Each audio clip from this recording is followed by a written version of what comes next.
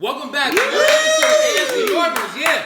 Marc, Hey. get us started down the line there. Marc Herman, a.k.a. LA Bengal fan on Twitter, repping the Bengals. Dave Green, Browns guy. Jan Davis Utah, Ravens. Chris Adkins, Steeler Nation.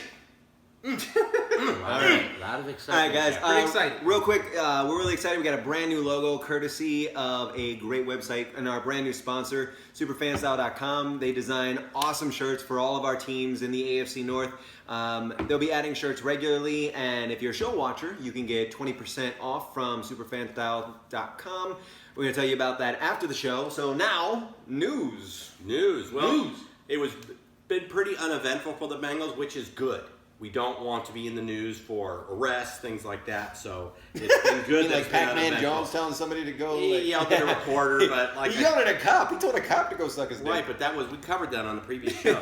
So that's not new news.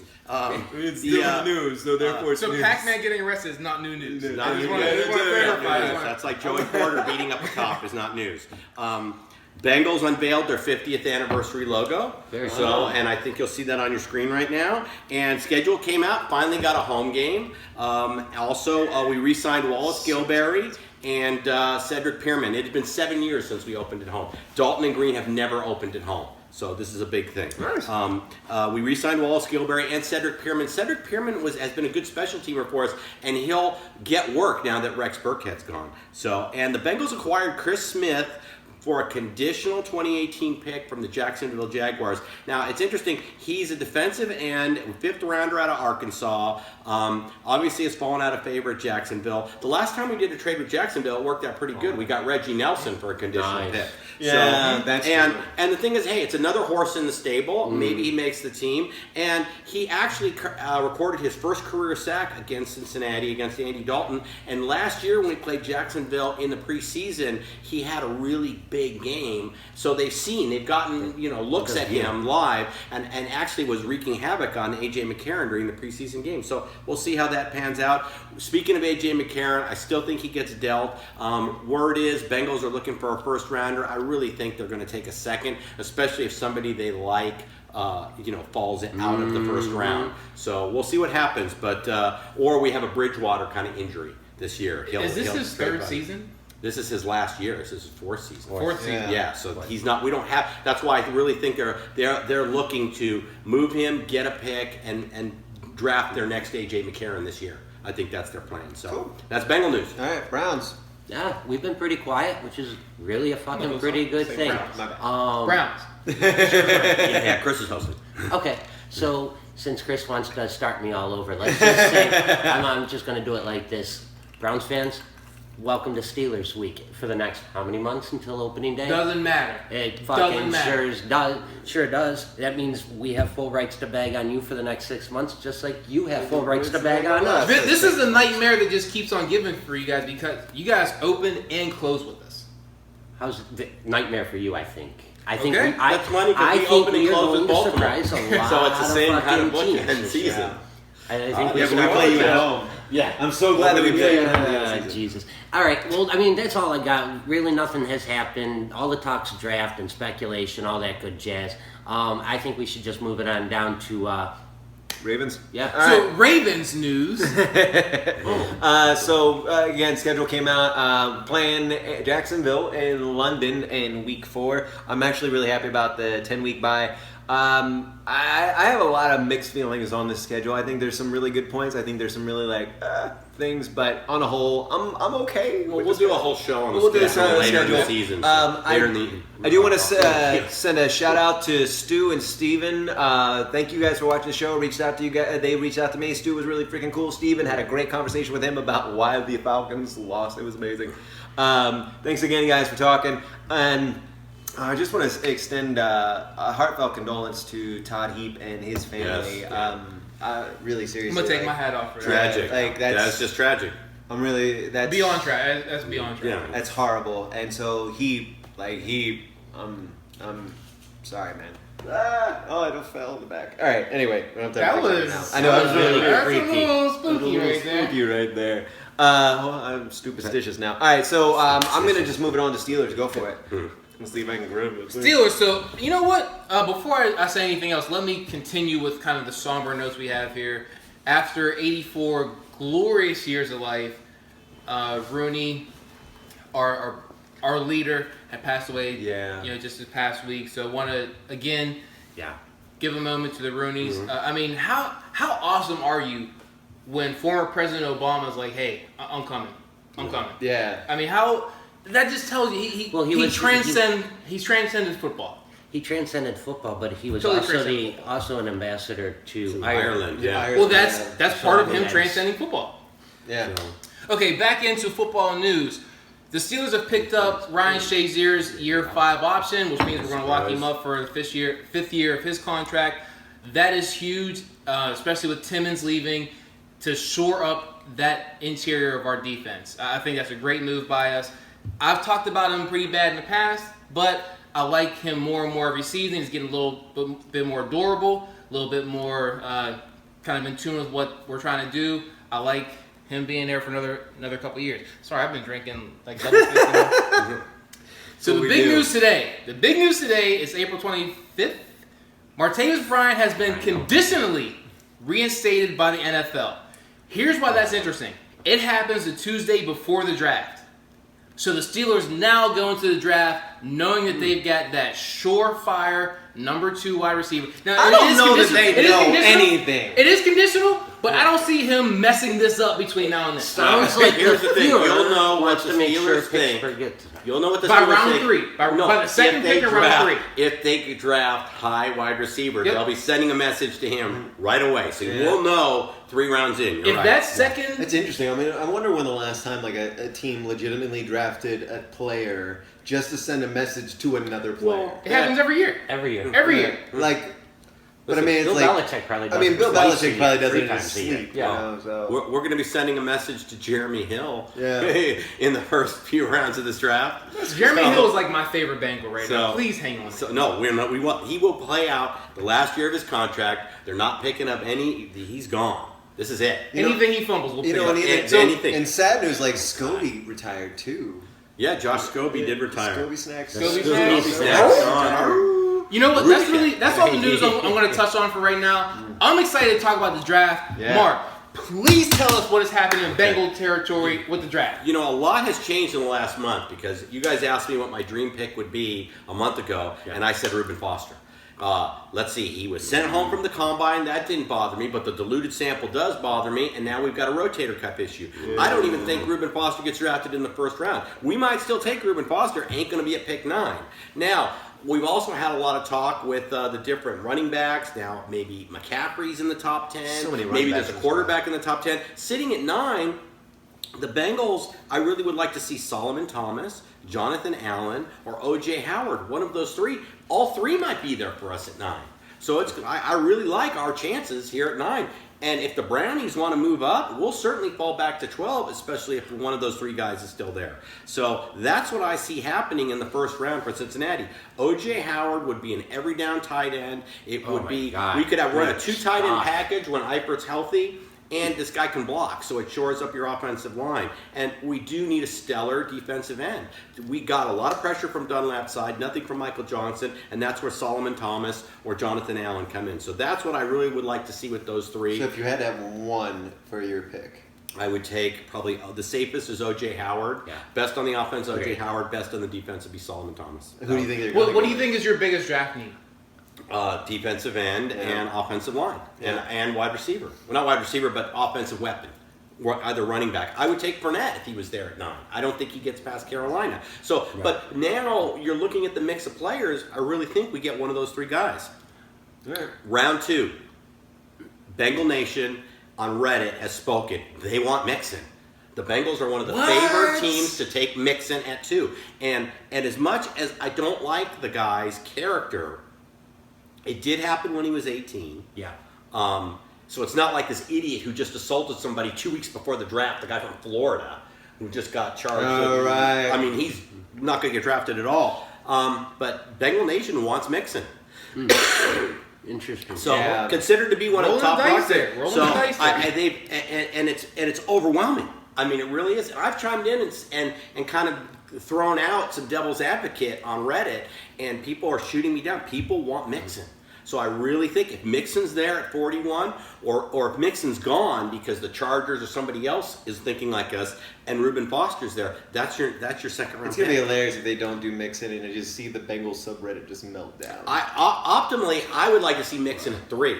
I would like to see us pick up, Malik McDowell. If we don't go defense, let's say we go O.J. Howard, Malik McDowell from Michigan State will probably be there too as a defensive end. So there's a lot of. That's why I don't like to speculate beyond the second round. Super volatile draft. Yeah, and This I don't draft like to is speculate because so you just don't know who's chaotic. going to fall. The other thing I want to point out is that the Bengals will package up picks and move up. It might not be early on, but if they see a guy that they thought was going to go in the second round and he's there in the third or fourth, a Billings this year, and the perfect example would be like a Pat Elfine from Ohio State, the center. He's a second round projected. If he's there at 3, I really see the Bengals because they have 11 draft picks. They don't have 11 roster spots. Yeah, exactly. So they'll definitely package up, move up, and get a guy in the third or the fourth that they want. So it'll be interesting to see. I'm really, really looking forward to seeing what happens this week.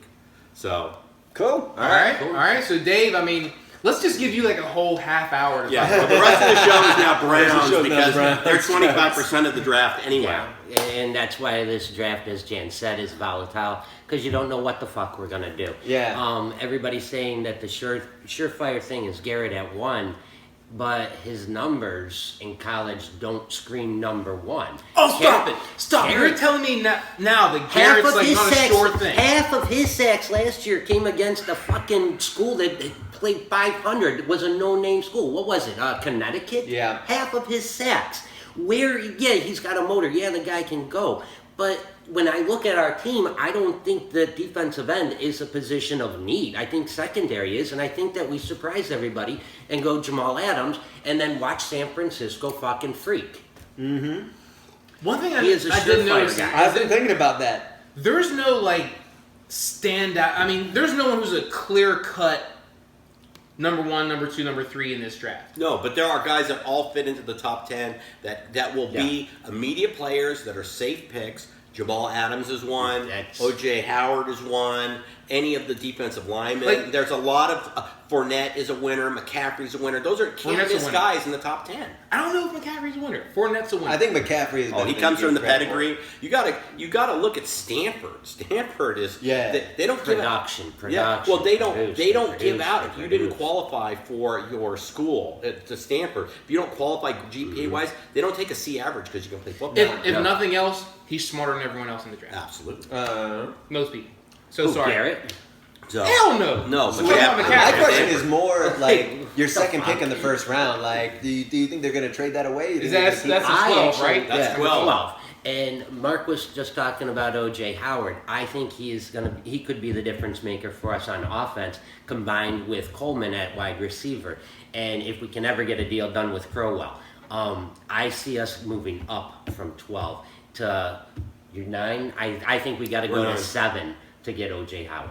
One of the oddest things I saw in the draft, and I remember seeing it, I was like, what the hell are they thinking? When the Redskins, or the Washington Football Club, took RG3, and they turn around and they take Cousins. Yeah. Is it totally out of the realm of possibility that you guys can't pick a quarterback, so you take 2 of them? I think the most pro-ready guy right now Brown's is 4 years ago, Trubisky. And I don't think he's ready yet. I I don't think he's ready. I think he's a project. Yeah, and I think that's the same thing with all the quarterbacks available. They're all project guys. The and they're only second, one, like third, I was fourth saying, rounders. exactly. The only one I was saying that I saw that I was really interested in, that I thought was like not even for a draft, just like as a kid though, I want to keep an eye on is McHale. I think that the kid's got a huge ceiling. I think he's got an arm. I think he's not afraid to use it. He doesn't play out of fear. Like, I really like what I saw with him. That's all fine and dandy if you can chuck the ball 50 yards. Deshaun Watson over there on the Facebook. But if you're not accurate, it don't matter. Yeah. Doesn't matter. So Doesn't who matter. really gives a Yeah. fuck if we stick with Cody Kessler? The guy did show he was accurate enough. And I think with an improved offensive line, having the same head coach a second year in a row, something that he didn't have in college. I think they changed head coaches like in his career there, he had 5 different guys or 4 different guys. Yeah. So let's just see what Kessler does. I don't think we move Osweiler. I think you let Osweiler compete, and Osweiler's durable. So if Kessler goes down with another concussion, Osweiler steps in, and who the hell knows? He did win a Super Bowl in Denver, and he didn't play well in Houston, but the offensive playbook is not even Manning could have done that. Yeah, playbook. exactly. How many rounds did you go through? I just covered Just do it, too. pick round 1 and Oh, you pick just did round round 12. Yeah. I still have So what's your two second what's your round? second round? Who's your second rounder? Okay, second round with the pick 33. We could. I honestly, I like best player available. I like to stay put right there. 12's the pick that I like to see us move. You talk about 56 or 54. I think that's another pick that you have to go BPA, or you package and you move back up into the early second round on that one. And I think 65 is late second round, right? Yeah. And again, BPA. Yeah. Biggest win for you guys, the Alabama tackle, is it Cam Robinson? Yeah. Yeah. If he's available at 12, don't even think about it. Just do Well, it. no, Cam Robinson. Well, he's got the freaking- direct line to them to let them know. He's cool. Take a look at what Robinson did against Garrett when they matched up, and Garrett shows that he's not pro ready. According to how Robinson played the game, Robinson stood his ground and He's played an him really animal, though. well. I mean, Robinson's an animal. I mean, I wouldn't judge anyone on that. So sorry.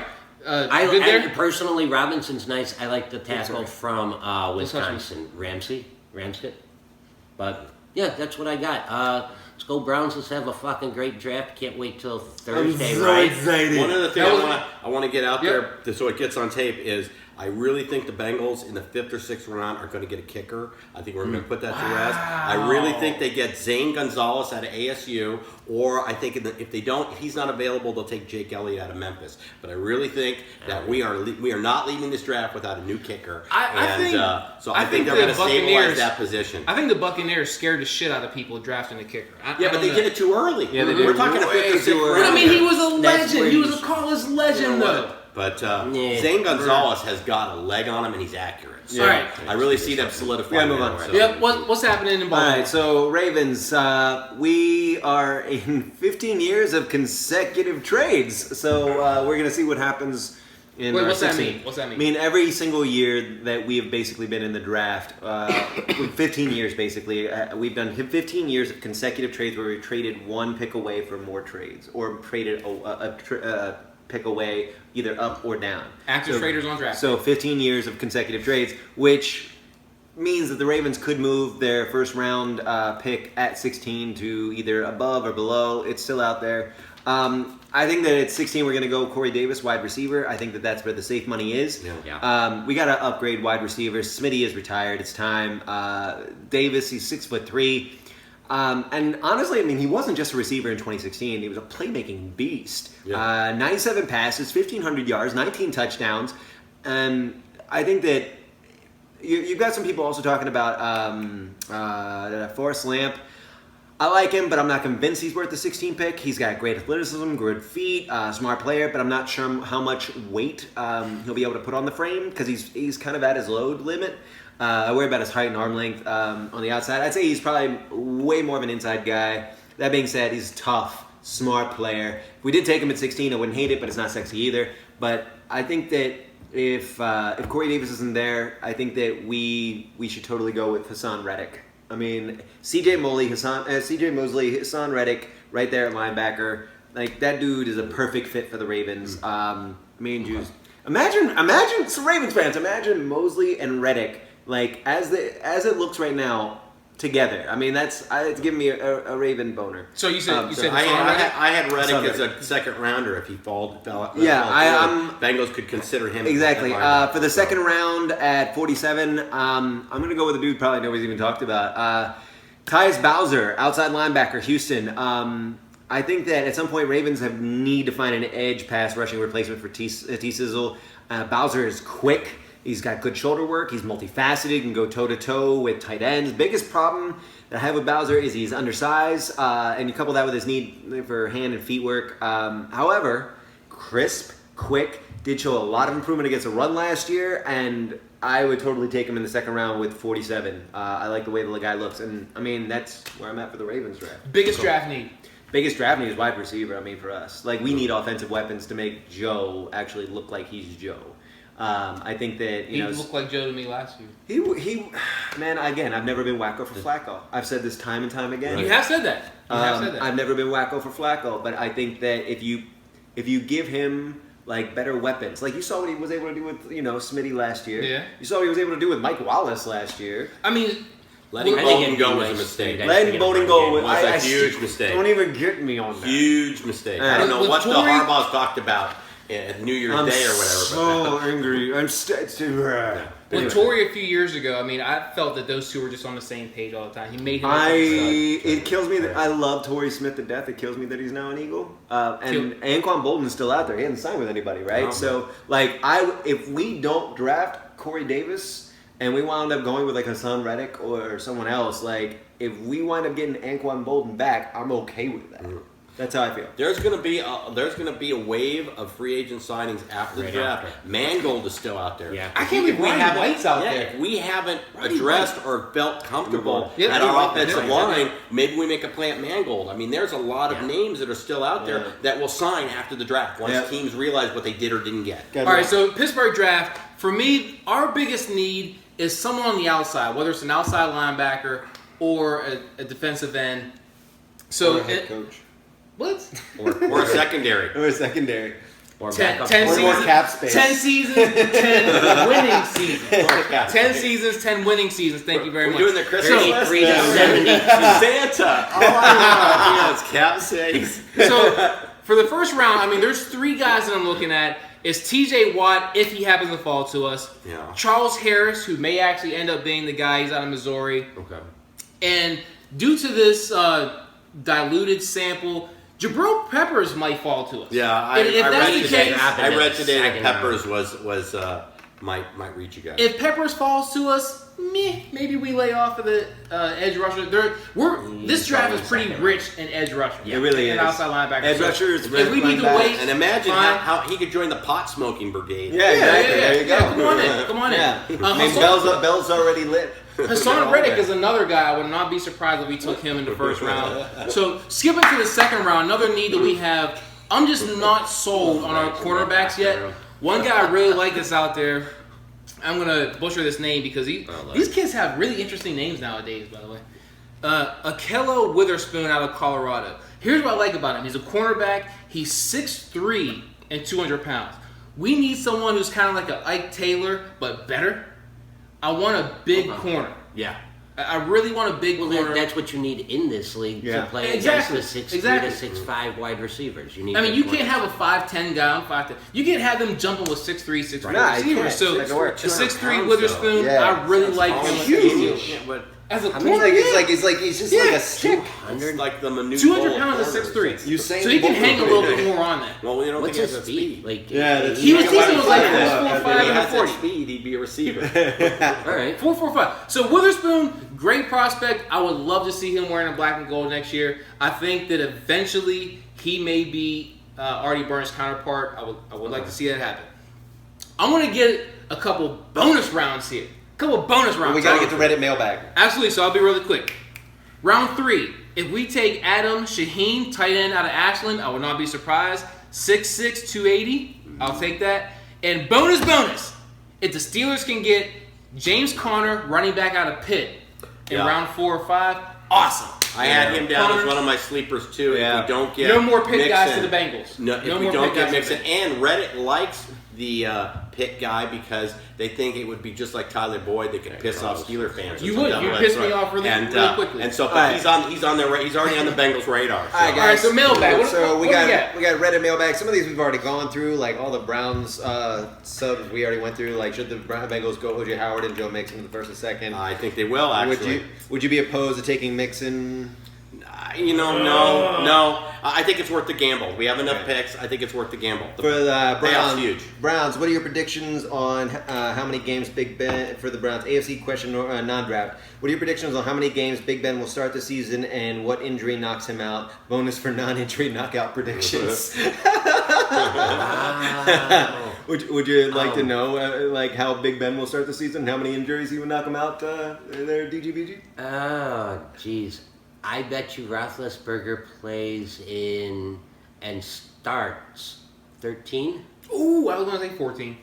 I think he plays in 14, but I think he actually starts in 13. I think he gets hurt. He gets hurt twice. 2 injuries. Yeah. I think he gets hurt a couple times. I think he. I feel like that's 10 games. Let's see. Ray Horton said before that he wanted big guys that can run and small guys that could hit in his defense. Looking forward to Greg Williams. What are the overall qualities that you think Ray Horton is looking for in players for this defense? Looking forward to Greg Williams. What are the overall qualities he's looking for players in this defense? Intensity, nonstop motor, guys that just want to do it. I really think that he's going to give us... So football players are what football players are supposed to be, basically. Yeah. Yeah. But I think it's more of an intense nature. If you watch any videos that have been shown from Berea, where they show him talking, he's just an intense dude. You go back to his New Orleans Saints days with all the head bounty thing. The guy wants to win, and he wants winners. I think he's going to bring that level of intensity to the Browns defense, and I really think that we're going to see a guy like Agba really shine under his tutelage. I totally forgot about Sean Payton getting ice for a year. You just reminded me about that. All right, moving on to Ravens for this edge as like preferred player for each team round 1 for the Ravens, edge or offensive weapon. Thoughts on offensive line round 1 over other needs? I think that offensive line. I think that we're probably going to do more in the 3rd and 4th and throughout the draft. We don't have as many draft picks as we did like last year. I think that. I mean, I personally think that we need an offensive weapon more than we need edge. But if the offensive, I mean, I'm not really excited about a lot of the wide receivers in this draft. There are a few that are really good, but Corey Davis is your offense. Corey Davis or Mike Williams will fall last to you year until we played you, and then it was great, and our defense gave up, and we still won. Yeah, exactly, because our defense. And I was there. I was there. Ravens, there are rumors that Steelers like Deshaun Kaiser, if they get him, should we be concerned about him being their future franchise QB? Hell yes. And of course, ask their guy if he would be excited about Kaiser. I will take Kaiser. Yeah. If we can get him, I think that Eric Weddle isn't afraid of him. I'm not sold on him. So that's if you give Kaiser 3 years under Ben, fine, I'll take that. All right. In the off chance that all desirable picks bar John Ross are gone at 16, should we trade down? No, I think that there's still a couple of weapons out there. No, there'll be a pick for you at 16. Yeah, there'll be a pick for us at 16. Yeah. Steelers, rewatch the post-draft episode from last year. Do you guys stand by your draft grades from last year? Yes. Yes. Yeah. No, I think we actually turned out better. I think Hargrave, Sean Davis, and Artie Burns turned out to be way better than we had given them credit for early on in the season, especially Artie Burns. I mean, you guys talk shit about Artie Burns from day one. I remember last post-draft episode we were talking about the Heisman Trophy winner, and now like he's not even appearing at the Texans. Right. He's not even practically voluntary.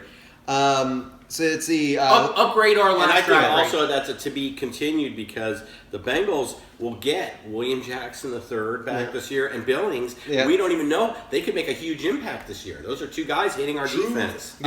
From Heavy Medicine and the Steelers sub, when will Bengals, as a Bengals or Ravens fans, that's from Darth Steeler 84. As a Bengal or Ravens fan, how do you guys put up with the god-awful uniforms? I love our uniforms. I love our fucking uniforms. I do too, so I don't know what you're talking about. I love the Bengal stripes. This question was actually posed to me earlier, and I was like, have you seen the Bumblebee uniforms of the Steelers? Why don't you go back to pre-1980 and look at before we went to the Bengal stripes? Oh, God. You know, I mean, it was just a black. I mean, look at the Ravens original logo. And it just said Bengals on an orange helmet. It was an ugly uniform. I love our uniforms. It was interesting. It was like, also, case in point, the Ravens is the only literary character in the entire sports world.